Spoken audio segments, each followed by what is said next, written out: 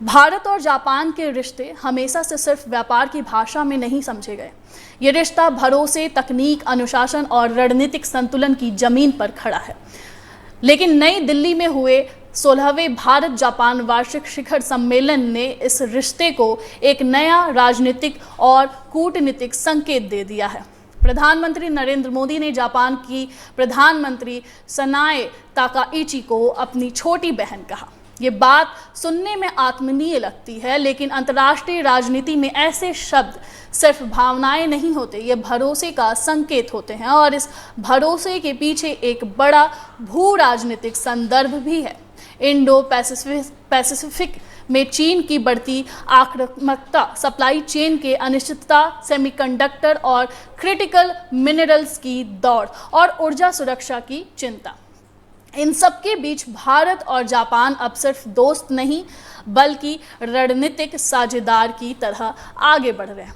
इस शिखर सम्मेलन में भारत ने अगले 10 सालों में 10 ट्रिलियन येन के जापानी निवेश को आकर्षित करने का लक्ष्य रखा है। पिछले एक साल में 120 नए कारोबारी समझौते हुए, यानी जापान को सिर्फ बाजार के रूप में नहीं बल्कि भविष्य की उत्पादन और तकनीकी शक्ति के रूप में देख रहा है।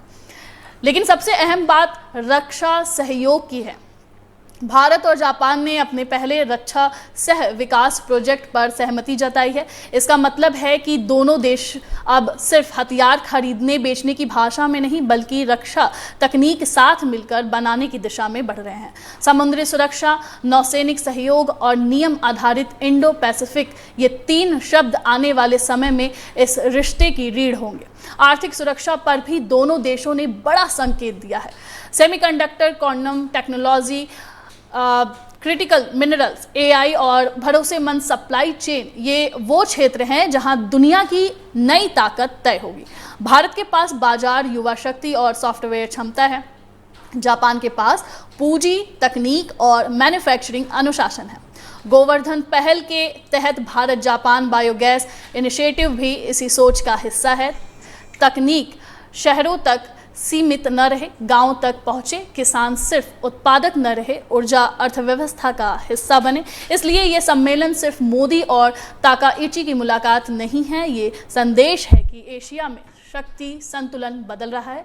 भारत और जापान मिलकर बता रहे हैं कि भविष्य की लड़ाई सिर्फ सीमा नहीं होगी, वो तकनीक, ऊर्जा, सप्लाई चेन और समुद्री रास्तों पर भी लड़ी जाएगी। और इसी बदलती दुनिया में भारत जापान की साझेदारी अब विकल्प नहीं, जरूरत बन चुकी है।